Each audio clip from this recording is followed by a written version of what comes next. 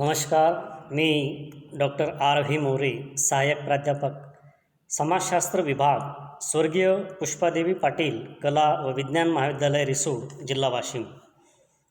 वर्ग बी ए भाग 2, सेमिस्टर 3, विषय समाजशास्त्र. पेपरचं नाव आहे भारतातील सामाजिक समस्या.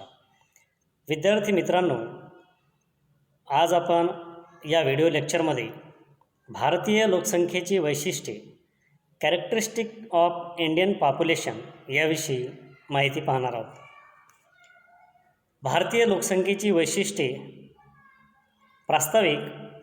लोकसंख्या हा कोणत्याही देशाचा सर्वात महत्त्वपूर्ण घटक आहे.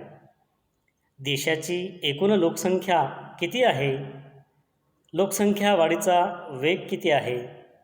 काम करणे योग्य लोकांची लोकसंख्या किती आहे? इत्यादी लोकसंख्येशी निगडीत प्रश्नाबाबतची आकडेवारी प्राप्त झाल्याशिवाय सरकारला देशाचे कृषीविषयक धोरण असेल, शिक्षणविषयक धोरण असेल, औद्योगिक धोरण असेल, आयात निर्यात धोरण असेल, कामगार धोरण असेल, ही धोरणं ठरविता येत नाही. यासाठी लोकसंख्येचा अभ्यास अत्यंत महत्त्वाचा आहे. शासन कारभाराचे धोरण ठरविण्यासाठी आणि निर्णय घेण्यासाठी शासनाला लोकसंख्येसंबंधीची माहिती जनगणना अहवालाच्या आधारे प्राप्त होत असते. दर 10 वर्षांनी संपूर्ण देशातील जनगणना करून त्याचा अहवाल तयार करण्याची पद्धती जगातल्या सर्वच देशामध्ये रूढ असलेली आपल्याला आढळून येते. या जनगणना अहवालाच्या आधारे भारतीय लोकसंख्येच्या ठळक वैशिष्ट्यांचं मुद्देसूद विवेचन आपल्याला पुढील प्रमाणे करता येईल. भारतीय लोकसंख्येची सामाजिक वैशिष्ट्ये. देशाच्या एकूण लोकसंख्येची आर्थिक आणि लोकसंख्याशास्त्रीय वैविध्यतेची स्थिती दर्शविणाऱ्या व स्पष्ट करणाऱ्या वैशिष्ट्यांना लोकसंख्येची वैशिष्ट्ये असे म्हणतात. भारतीय लोकसंख्येच्या सामाजिक, आर्थिक व लोकसंख्याशास्त्रीय वैशिष्ट्यांचे विवेचन पुढीलप्रमाणे करता येते. भारतीय लोकसंख्येची काही सामाजिक वैशिष्ट्ये आपण पाहणार आहोत. पहिलं आहे लोकसंख्येचा आकार. इसवी सन 2011च्या जनगणनेनुसार भारताची लोकसंख्या 121.07 कोटी आहे. लोकसंख्येच्या संदर्भात चीननंतर भारताचा दुसरा क्रमांक लागतो. काही लोकसंख्या अभ्यासकांच्या मते 2050 नंतरच्या काळात भारत चीनला मागे ढकलून जगात सर्वाधिक लोकसंख्या असणारा देश होऊ शकतो. पृथ्वीवरील एकूण जमिनीपैकी भारताच्या वाट्याला केवळ 2.4% जमीन आलेली आहे. जागतिक लोकसंख्येच्या 16.7% भाग भारतीय लोकसंख्या आहे. यावरून चीनपेक्षाही भारतात घनदाट लोकवस्ती असल्याचे स्पष्ट होते. इसवी सन 2001मध्ये भारताची लोकसंख्या 102.87 कोटी होती. तिच्यामध्ये 10 वर्षाच्या कालावधीत 18.20 कोटीची भर पडली. भारतीय लोकसंख्येचा वृद्धी दर 1.9% आहे. म्हणजे भारताच्या एकूण लोकसंख्येत दरवर्षी सुमारे 2.1 कोटीची भर पडते. लोकसंख्येचे तज्ज्ञ अभ्यासक जन्मदर व मृत्यूदर, बालमृत्यूदर आणि जनन क्षमता दर आदी घटकांच्या सहाय्याने लोकसंख्या वाढीच्या काळासंबंधी काही अंदाज व्यक्त करतात. तज्ज्ञांच्या मते भारतात जनन क्षमता दरामध्ये घट होत आहे. भारतीय लोकसंख्येत महत्तम स्वरूपाची वाढ झाली आहे. दुसरं आहे लोकसंख्येची घनता. प्रत्येक देशाचे भौगोलिक क्षेत्र अस्थिर असते. देशाच्या भौगोलिक क्षेत्रात वाढ होत नाही. म्हणजे स्थिर ती म्हणजेच भौगोलिक क्षेत्र हे स्थिर असते. यामुळे लोकसंख्येत वाढ झाली की दर चौरस किलोमीटर क्षेत्रफळात राहणाऱ्या लोकांच्या संख्येत वाढ होते. भारतात 1951मध्ये लोकसंख्येची घनता प्रति चौरस किलोमीटर 117 होती. ती 2011मध्ये 382 झाली. लोकसंख्येच्या घनतेतील वाढ ही 1951च्या तुलनेत 2011मध्ये एकूण लोकसंख्येत झालेल्या वाढीचा परिणाम आहे. लोकसंख्येची घनता म्हणजे दर चौरस किलोमीटरमध्ये जेवढी लोकसंख्या राहते त्या लोकसंख्येला लोकसंख्येची घनता असं आपल्याला म्हणता येईल. लोकसंख्येची घनता अमेरिकेत 27.1 आहे, तर फ्रान्समध्ये 106.1 आहे. चीनमध्ये लोकसंख्येची घनता 123.2 आहे. या सर्व देशांच्या तुलनेत भारतीय लोकसंख्येची घनता जास्त असलेली आपल्याला दिसून येते. म्हणूनच भारतामध्ये लोकसंख्या वाढ आहे असं आपल्याला म्हणता येईल. यामुळे चीनसह अन्य कोणत्याही देशापेक्षा भारतीय लोकसंख्येच्या विभिन्न समस्या अधिक आहेत असे निश्चितपणे म्हणता येईल. कारण लोकसंख्या वाढतच आहे आणि सर्व समस्यांचं मूळ म्हणजे लोकसंख्या वाढ ही समस्या आहे असं आपल्याला म्हणता येईल. अशा प्रकारे लोकसंख्येची घनता हा लोकसंख्येची सामाजिक स्थिती दर्शविणारा एक महत्त्वपूर्ण घटक आहे असं आपल्याला म्हणता येईल. तिसरा मुद्दा आहे, तिसरं भारतीय लोकसंख्येचं वैशिष्ट्य आहे ते म्हणजे ग्रामीण नागरी वितरण. ग्रामीण व नागरी लोकांच्या म्हणजे शहरी लोकांच्या जीवनस्थितीत फरक असतो. उदाहरणार्थ, शहरांपेक्षा खेड्यांमध्ये दवाखाना, शाळा, बँका, उद्योग व्यवसाय, सांडपाणी वाहून नेणाऱ्या नाल्या, पक्के रस्ते, पक्की घरे यासारख्या विभिन्न सुविधा पुरेशा प्रमाणात नसतात. शहरांपेक्षा खेड्यातील बेरोजगार व हंगामी बेरोजगारांची संख्या अधिक असलेली आढळते. म्हणूनच ग्रामीण नागरी वितरण हा लोकसंख्येचे सामाजिक वैशिष्ट्य दर्शविणारा एक महत्त्वपूर्ण घटक मानला जातो. भारतीय लोकसंख्येतील 68.8% लोक हे 6,40,867 खेड्यांमध्ये विभागलेला आहे किंवा राहते, अशी 2011च्या जनगणना अहवालात नोंद आहे. भारतात सुमारे 200 किंवा त्यापेक्षाही कमी लोकसंख्या असणारी अत्यंत लहान आकाराची खेडीसुद्धा आहेत.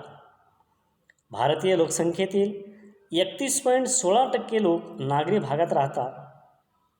पाश्चिमात्य व प्रगत देशांच्या तुलनेत भारतात राहणाऱ्या नागरी लोकसंख्येपेक्षा ग्रामीण लोकसंख्येचे प्रमाण हे अधिक आहे. म्हणूनच महात्मा गांधी भारताला खेड्यांचा देश असे संबोधित असत. कारण भारतामध्ये खेड्यांची संख्या अधिक आहे व खेड्यात राहणाऱ्या लोकांची संख्यासुद्धा अधिक आहे. भारताच्या एकूण ग्रामीण लोकसंख्येत घट होत असून नागरी लोकसंख्येचे प्रमाण दिवसेंदिवस वाढत आहे. 2001 ते 2011 या काळात ग्रामीण नागरी वितरण या संदर्भात भारतीय लोकसंख्येचे एक महत्त्वाचे वैशिष्ट्य आहे ते म्हणजे 2001 ते 2011 या 10 वर्षाच्या कालावधीत भारतातील ग्रामीण लोकसंख्या म्हणजे 9.12 कोटींची, तर नागरी लोकसंख्येत 9.1 कोटींची भर पडलेली आहे.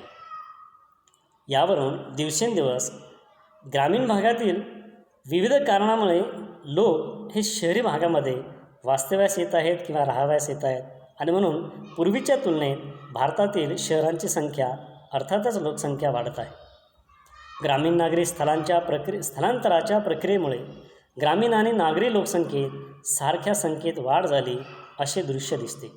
याच 10 वर्षाच्या कालावधीत ग्रामीण भागातील लोकसंख्येचे प्रमाण कमी झाले आहे, तर त्यामागे स्थलांतर हेच त्यामागचं मुख्य कारण आहे. यामुळे शहरी लोकसंख्या वाढत आहे. चौथं वैशिष्ट्य आहे भाषा. या आधारावर भारतीय लोकसंख्येची रचना. भाषा हा लोकांना एकत्र आणणारा म्हणजे त्यांच्यात ऐक्यभाव निर्माण करणारा एक महत्त्वपूर्ण घटक आहे. स्वातंत्र्योत्तर काळात भाषा या आधारावर अनेक राजकीय आंदोलने झालेली आहेत. उदाहरणार्थ भाषावार प्रांतरचनेचे आंदोलन पंडित जवाहरलाल नेहरूंच्या मृत्यूनंतर म्हणजे 1964मध्ये भारताच्या शासनकारभारात हिंदी भाषेची व इंग्रजी भाषेचे स्थान कोणते हा भारतीय समाजात राजकीय दुफळी निर्माण करणारा मुद्दा ठरला होता. तत्कालीन पंतप्रधान लालबहादूर शास्त्रींनी हा मुद्दा कौशल्याने हाताळून भाषा या आधारावरच या फुटीरतावाद्यांचे राजकीय खच्चीकरण केले. त्या काळात हिंदी भाषेला दक्षिण भारतात विशेषतः तामिळनाडू राज्यात प्रचंड विरोध होता. भारतीय समाजासारखा बहुभाषिक समाज जगात अन्य कोणताही नाही. भारतात अनेक भाषा आहेत, त्यांची लिपी वेगळी आहे. काही बोलीभाषांना लिपी देखील नाही असे असूनही समाज जीवनात कोणत्याही अडचणी निर्माण होत नाहीत. कारण भारतीय समाजात लोकांना परस्परांशी संवाद साधण्यासाठी एक संपर्क भाषा निर्माण होते. भारतीय संविधानाने भारताची राष्ट्रीय भाषा असा दर्जा कोणत्याही एका भाषेला दिलेला नाही. हिंदी व इंग्रजी या भारतीय शासनकारभार चालविण्यासाठीच्या भाषा आहेत असं आपल्याला म्हणता येईल.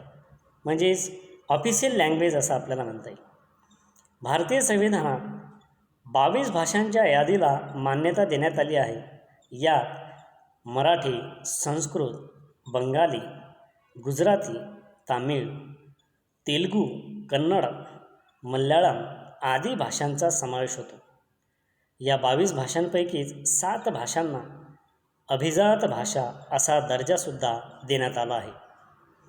2011च्या जनगणना अहवालानुसार भारतात 1 दशलक्ष म्हणजे 10 लाख लोकांपेक्षा जास्त लोकांच्या सामाजिक व्यवहारात उपयोगात आणल्या जाणाऱ्या 30 भाषा आहेत. 10,000पेक्षा जास्त लोकांच्या सामाजिक व्यवहारात उपयोगात आणल्या जाणाऱ्या 122 भाषा आहेत. याशिवाय जवळपास 16,000 भाषा या बोलीभाषा आहेत. थोडक्यात भाषिक विविधता आणि त्यातून निर्माण झालेली एकता हे समाजाचे एक महत्त्वाचे सामाजिक वैशिष्ट्य आहे.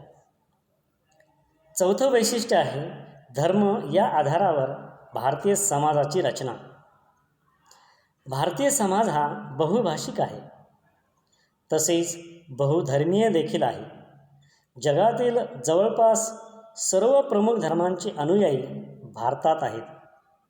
उदाहरणार्थ हिंदू, मुस्लिम, ख्रिश्चन, शीख, बौद्ध, जैन, यहुदी हे भारतीय समाजातील प्रमुख धर्मसमूह आहेत. यहुदी म्हणजे ज्यू. या प्रत्येक धर्मसमूहात अनेक पंथ व अनेक संप्रदायसुद्धा आहेत. भारतीय संविधानाने कोणत्याही एका धर्माला भारताचा राष्ट्रीय धर्म किंवा अधिकृत धर्म असे स्थान दिले नाही. लोकांना कोणताही धर्म स्वेच्छेने स्वीकारण्याचा, त्याचा प्रसार करण्याचा, एवढेच नव्हे तर कोणताही एक धर्म न मानण्याचा म्हणजे निरीश्वरवादी होण्याचा अधिकार दिलेला आहे.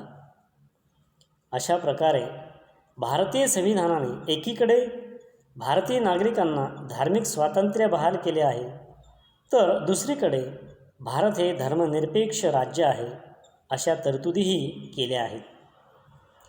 2011च्या जनगणना अहवालानुसार भारतीय समाजात 80.5% लोक हिंदू धर्माचे, 13.5% लोक मुस्लिम धर्माचे, 2.3% लोक ख्रिश्चन धर्माचे, 1.9% लोक शीख धर्माचे, 0.9% लोक बौद्ध धर्माचे, 0.4% लोक जैन धर्माचे आणि 0.6% लोक अन्य धर्माचे अनुयायी आहे. अशा प्रकारे धर्म या आधारावर सुद्धा भारतीय समाजाची रचना झालेली आहे. त्याच पद्धतीनं भाषिक आधारावर सुद्धा भारतीय लोकसंख्येची एक समाज रचना आहे. सहावं वैशिष्ट्य आहे शिक्षण व साक्षरता या आधारावर भारतीय समाजाची रचना. शिक्षण व साक्षरता हे सुद्धा भारतीय लोकसंख्येचे एक वैशिष्ट्य आहे. प्राचीन काळात शिक्षणाची दारे सर्वांसाठी खुली नव्हती. विशिष्ट लोकांना शिक्षणाचा अधिकार होता. परंतु मध्ययुगाच्या समाप्तीनंतर शिक्षण घेणे आणि शिक्षण देणे हा सक्तीचा एक मूलभूत अधिकार मानला जातो. आधुनिक शिक्षण पद्धतीचा मार्ग स्वीकारून आणि त्यातून प्राप्त केलेल्या विज्ञान व तंत्रज्ञानाच्या आधारावर जपानने आशिया खंडात वसाहतवाद व साम्राज्यवाद यापासून स्वतःला सुरक्षित ठेवले. दुसऱ्या महायुद्धाच्या काळात अमेरिकेसारख्या प्रगत व बलाढ्य देशाला टक्कर दिली. दुसऱ्या महायुद्धाच्या काळात बेचिराग झाल्यानंतरही जर्मनी, जपान यासारख्या देशांनी 25-30 वर्षाच्या अल्पावधीत आर्थिक महासत्ता असे स्थान प्राप्त केले आहे. त्याचा एक प्रमुख आधार शिक्षण हाच आहे. म्हणूनच आधुनिक काळात शिक्षण व साक्षरता हा लोकसंख्येचे सामाजिक वैशिष्ट्ये दर्शविणारा एक महत्त्वपूर्ण घटक मानला जातो. 1950च्या दशकाच्या तुलनेत भारतीय समाजात साक्षरता दरात वृद्धी झाली आहे. हे मान्य केले तरीही ग्रामीण व नागरिक क्षेत्रातील साक्षरता दरात अद्यापही 19% तफावतसुद्धा आहे. स्त्री पुरुष साक्षरता दरातही तफावत आहे. तसेच अनुसूचित जाती जमाती, अन्य मागासवर्ग आणि समाजातील उच्चभ्रू वर्ग यांच्यामधील साक्षरता दरातील तफावत अद्यापही कमी झालेली नाही. 2011च्या जनगणनेच्या अहवालानुसार 24.4 कोटी कुटुंबापैकी 4.14 कोटी कुटुंबातील किमान एक सदस्य पदवीधर आहे. भारतीय समाजातील शिक्षण व साक्षरतेच्या बाबतीत असणाऱ्या या विषमतेचे प्रतिबिंब सामाजिक व आर्थिक क्षेत्रातील विषमतेवर पडले आहे असे निश्चितपणे म्हणता येते. भारतीय लोकसंख्येची आर्थिक वैशिष्ट्ये 15 ते 65 या वयोगटातील लोक स्वतः कष्ट करून आर्थिक उत्पन्न मिळवितात. ते 65पेक्षा जास्त आणि 15पेक्षा कमी वयोगटातील लोकांचा आर्थिक भारही सहन करतात. म्हणजे बाल आणि वृद्धांच्या पालनपोषणाचा भार लोकसंख्येतील तरुण गटावर असतो. पाश्चिमात्य देशांमध्ये सरासरी आयुर्मान तुलनात्मकदृष्ट्या भारतापेक्षा जास्त आहे आणि जन्मदर कमी आहे. यामुळे तरुण वयोगटाची सर्वाधिक मोठी संख्या असणारा भारत हा जगातील एकमेव देश आहे. कारण या वयोगटातील मोठी संख्या हे भारतीय लोकसंख्येचे महत्त्वाचे आर्थिक वैशिष्ट्य मानले जाते. देशाच्या लोकसंख्येचे रोजगारयोग्य व कामकरी लोकसंख्या आणि दुसरे म्हणजे बिगर रोजगारयोग्य व बिगर कामकरी लोकसंख्या अशा 2 गटात विभाजन केले जाते. बाल व वृद्ध या वयोगटातील लोकांचा समावेश बिगर रोजगारयोग्य मध्ये केला जातो. भारतीय समाजातील अनेक कुटुंबात अद्यापही पुरुषसत्ताक पद्धतीचे प्राबल्य आहे. अशा कुटुंबातील तरुण वयोगटातील स्त्रिया गृहिणी ही आपली भूमिका असल्याचे सांगतात. सामाजिक आर्थिक दृष्टीने रोजगारयोग्य लोकसंख्येचे मुख्य कामगार, सीमांत व हंगामी कामगार आणि बिगर कामगार असे 3 गट पडतात. 2011च्या जनगणनेनुसार भारताच्या लोकसंख्येत मुख्य कामगार आणि सीमांत म्हणजेच हंगामी कामगार 39.8% आहेत. उर्वरित म्हणजे 60.2% बिगर कामगार आहेत. बिगर कामगारांमध्ये 60%पेक्षा जास्त स्त्री आहेत. गोवा, हिमाचल प्रदेश, मणिपूर, नागालँड यासारख्या लहान आकाराच्या राज्यांमध्ये मुख्य कामगारांची तुलनात्मकदृष्ट्या संख्या अधिक आहे. भारताच्या एकूण लोकसंख्येतील रोजगारयोग्य लोकसंख्येत मुख्य कामगार 29.4% तर सीमांत व हंगामी कामगार 9.85% आहेत. महिला कामगारांचे प्रमाण 24.64% असल्याचे आढळते.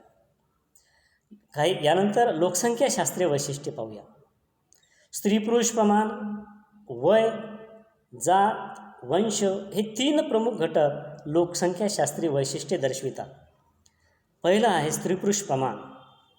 एकूण लोकसंख्येतील स्त्री पुरुष यांच्या संबंधीच्या आकडेवारीवरून आपण दर हजारी पुरुषांमागे स्त्रियांची संख्या किती हे निश्चित करण्याला स्त्री पुरुष प्रमाण असे म्हणतात.